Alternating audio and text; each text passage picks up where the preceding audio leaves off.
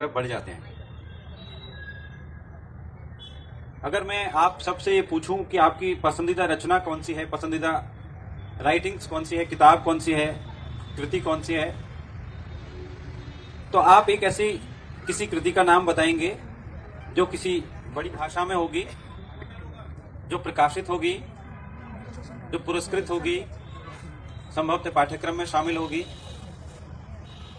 या प्रशंसित होगी।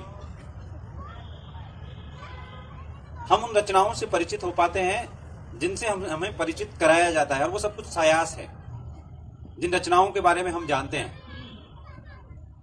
हमने चाहे अनचाहे उन रचनाओं के साथ ये शर्त लगा दी है कि वही रचना हमारी पसंदीदा हो सकती है जो पब्लिश्ड हो। जाहिर सी बात है, प्रकाशित नहीं होगी तो आप उस रचना के बारे में जान ही नहीं पाएंगे, और ना केवल प्रकाशित बल्कि किसी बड़ी भाषा में प्रकाशित। और जब बड़ी भाषा में कह रहा हूं तो उसमें हिंदी भी शामिल है, अंग्रेजी भी शामिल है, तमिल, बांग्ला और देश की बड़ी भाषाएं, दुनिया की बड़ी भाषाएं शामिल हैं। जनरली हम पाठ्यक्रम के माध्यम से किताबों को जानते हैं, या पुरस्कारों के माध्यम से, या हमारे किसी बड़े बुजुर्ग ने, अध्यापक ने, कोई पढ़े लिखे व्यक्ति ने कोई किताब रिकमेंड कर दी, उसको हम जानने लगते हैं या उसको पढ़ने की सोचते हैं। ये साहित्य को देखने का एक नजरिया हमने विकसित कर लिया, कुछ प्रतिमान विकसित कर लिए, और अक्सर उन्हीं प्रतिमानों को हम कृतियों पर आरोपित करते हैं और उसके आधार पर मूल्यांकन करके कृतियों का चुनाव करते हैं। लेकिन मित्रों, आदिवासी साहित्य की दुनिया में प्रवेश करने के लिए आपको इन प्रतिमानों को छोड़ना होगा, तभी आप सही दिशा में आगे बढ़ पाएंगे। अगर आप इन प्रतिमानों को लेकर चलेंगे तो समस्या होगी। और मैं आपसे पूछूं कि क्या कोई किताब अगर किसी बड़े प्रकाशक के यहां से नहीं छपी है तो क्या आप दावे से कह सकते हैं कि वो अच्छी किताब नहीं है? कोई कृति अगर, मैं कहता हूं, छपी नहीं है, सिर्फ मौखिक परंपरा में विद्यमान है, क्या आप दावे के साथ कह सकते हैं वो अच्छी कृति नहीं है? कोई कृति छोटी भाषा में है, किसी कृति को पुरस्कार नहीं मिला है, कोई पाठ्यक्रम में शामिल नहीं है, तो क्या वो अच्छी कृति नहीं होगी? आप दावे से कह सकते हैं? मेरे ख्याल से नहीं कह सकते। सबसे पहले आदिवासी साहित्य की दुनिया में प्रवेश करने के लिए साहित्य के तय प्रतिमानों को आपको तोड़ना होगा, तब आप सही ढंग से चीजों को देख पाएंगे। और आदिवासी साहित्य की आधार सामग्री, उसकी स्रोत सामग्री का आपको अध्ययन करना होगा, वो स्पष्ट रखनी होगी। वो ऐसे नहीं कि किसी पाठ्यक्रम में शामिल किताब को ही आप आदिवासी साहित्य की कृति माने, या कोई पुरस्कृत कृति को ही आप आदिवासी साहित्य की कृति माने, या कोई सूचीबद्ध रचनाओं को ही आप आदिवासी साहित्य की कृति माने। आपको आदिवासी साहित्य की पूरी परंपरा को उसकी स्रोत सामग्री के आधार पर देखना, पढ़ना, समझना होगा। और वो सामग्री को हम 3 भागों में बांट करके समझ सकते हैं। एक पुरखा साहित्य की परंपरा है जो मूल रूप से वाचिक या मौखिक परंपरा की सामग्री है। दूसरा आदिवासी भाषाओं में लिखित साहित्य की सामग्री है, और तीसरा गैर आदिवासी भाषाओं में साहित्य लेखन है।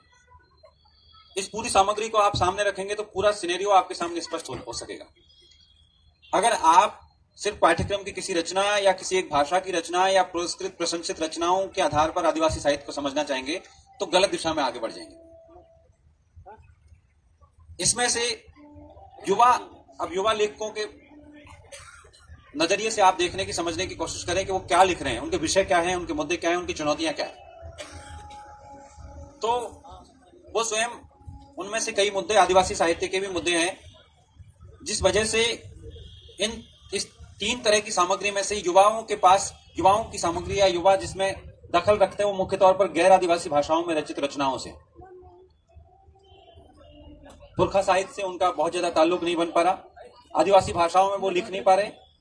उनकी मातृभाषाएं आदिवासी भाषाएं हैं, लेकिन आदिवासी भाषाओं में प्रकाशन नहीं है, आदिवासी भाषाओं में पुरस्कार नहीं है, आदिवासी भाषाओं में वो सब कुछ जिसके लिए आजकल के लेखक लिखते हैं।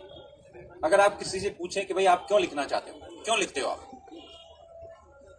तो वो आपसे कहे ना कहे, किसी लेखक से आप पूछेंगे कि आप क्यों लिखते हो, तो अपने अंतर्मन में ये बात जानता है या जानती हैं कि वो ख्याति के लिए, प्रसिद्धि के लिए लिखते हैं, कोई पुरस्कार पाने के लिए लिखते हैं,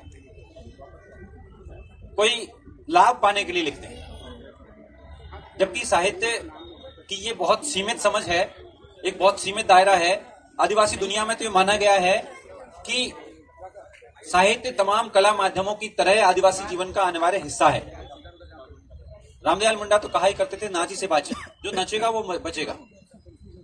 यह नचने से तात्पर्य नाचना, गाना, बजाना, लिखना, सृजन करना, सब कुछ। इस मायने में तमाम कलाएं आदिवासी जीवन का अनिवार्य हिस्सा है। वहां लिखने के लिए अलग से प्रयास करने की जरूरत नहीं पड़ती कि एक अलग स्टडी रूम होना चाहिए जिसमें एसी लगा हुआ होना चाहिए, मुझे आज एक कहानी लिखनी है, एक कविता लिखनी है, टारगेट करके लिखा जाए। तो वो आदिवासी दृष्टि से लेखन नहीं है, वो साहित्य नहीं है।